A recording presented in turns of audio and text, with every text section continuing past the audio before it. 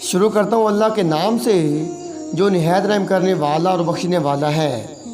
Muzammil voice کے معزز دوستو السلام علیکم۔ دوستو کہتے ہیں کہ ایک بادشاہ نے 3 بے گناہ افراد کو سزائے موت دی۔ بادشاہ کے حکم کی تعمیل میں ان تینوں کو پھانسی گھاٹ پر لے جایا گیا، جہاں ایک بہت بڑا لکڑی کا تختہ تھا جس کے ساتھ پتھروں سے بنا ایک مینار، اور مینار پر ایک بہت بڑا بھاری پتھر مضبوط رسے سے بندھا ہوا ایک چرخے پر جھول رہا تھا۔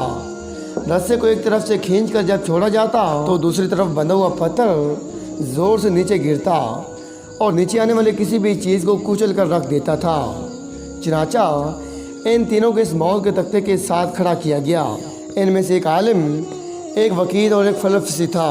سب سے پہلے عالم کو اس تختہ پر عین پتھر گرنے کے مقام پر لٹایا گیا اور اس کی آخری خواہش پوچھی گئی تو عالم کہنے لگا، میرا خدا پر یقین ہے، وہی موت دے گا اور زندگی بخشے گا، بس اس کے سوا کچھ نہیں کہنا۔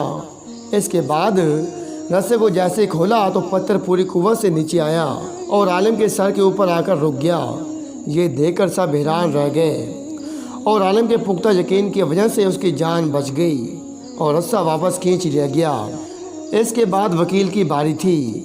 اس کو بھی تختہ دار پر لٹا کر جب آخری خواہش پوچھی گئی تو وہ کہنے لگا، میں حق اور سچ کا وکیل ہوں اور جیت ہمیشہ انصاف کی ہوتی ہے، یہاں بھی انصاف ہوگا۔ اس کے بعد رسے کو دوبارہ کھولا گیا، پھر پتھر پوری قوت سے نیچے آیا اور اس بار بھی وکیل کے سر پر پہنچ کر رک گیا۔ پھانسی دینے والے اس انصاف سے حیران رہ گئے اور وکیل کی جان بھی بچ گئی۔ اس کے بعد فلسفی کی باری تھی۔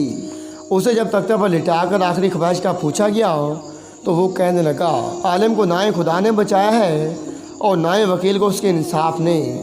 دراصل میں نے غور سے دیکھا ہے کہ رسے پر ایک جگہ گانٹ ہے جو چرخی کے اوپر گھومنے میں رکاوٹ کی وجہ بنتی ہے، جس سے رسہ پورا کھلتا ہی نہیں اور پتھر پورا نیچے نہیں گرتا۔ فلسفے کی بات سن کر سب نے رسے کو بغور دیکھا تو وہاں واقعی گانٹ تھی۔ انہوں نے جب وہ گانٹ کھول کر رسہ آزاد کیا تو پتھر پوری قوت سے نیچے گرا اور فلسفے کا ذہین سر کچل کر رکھ دیا۔